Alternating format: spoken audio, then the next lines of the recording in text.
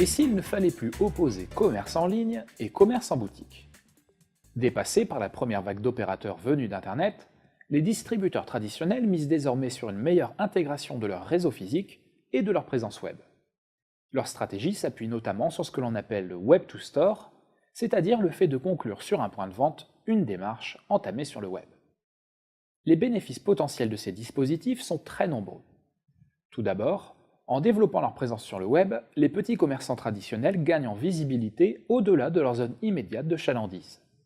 Selon l'étendue de leur dispositif Web to Store, ils peuvent également procéder à une plus grande informatisation de leur stock et, grâce aux données clients collectées, développer des promotions ciblées. Par ailleurs, les stratégies Web to Store permettent d'améliorer la satisfaction du client et la fidélisation pour les commerçants déjà présents en ligne. Il ne faut par exemple pas négliger le fait qu'une partie de la population ne souhaite pas ou ne peut pas régler ses achats en ligne.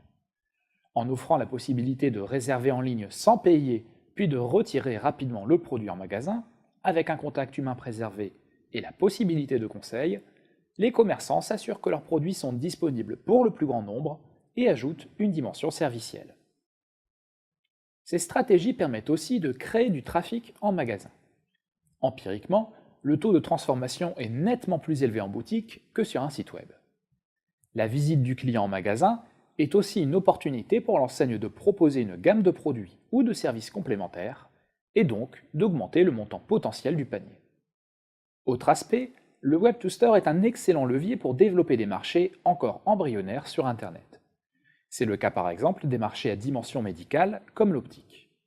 Certaines chaînes d'opticiens permettent ainsi à leurs futurs clients, grâce à un module de réalité augmentée, de tester sur Internet différents modèles de lunettes, de les réserver, puis d'aller les essayer et de bénéficier en magasin du conseil de l'opticien.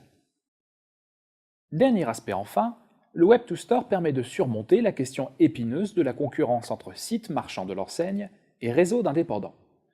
Dans la grande distribution par exemple, une fois la commande effectuée en ligne, les systèmes de drive redistribuent tout ou partie de la commande aux commerçants membres du réseau.